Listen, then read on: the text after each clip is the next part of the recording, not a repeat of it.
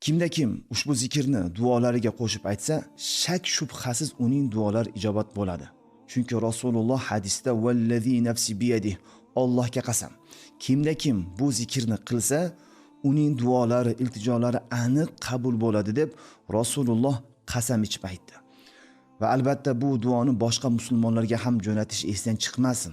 Chunki agar ular savob amal qilishga siz sababchi bo'lib qolsangiz, unda sizga ham ajr savob yoziladi.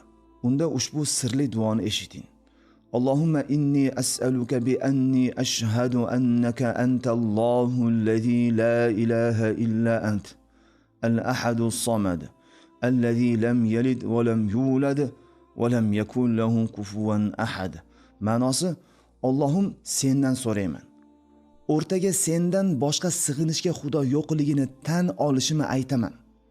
Sen yakkasan va barchamiz senga muhtojmiz. Sen tug'magansan va tug'ilmagansan va hech bir jonzot senga teng kela olmas.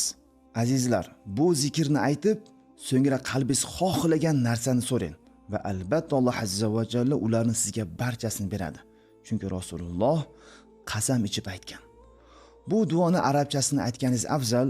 Agar bilmasangiz, o'zingiz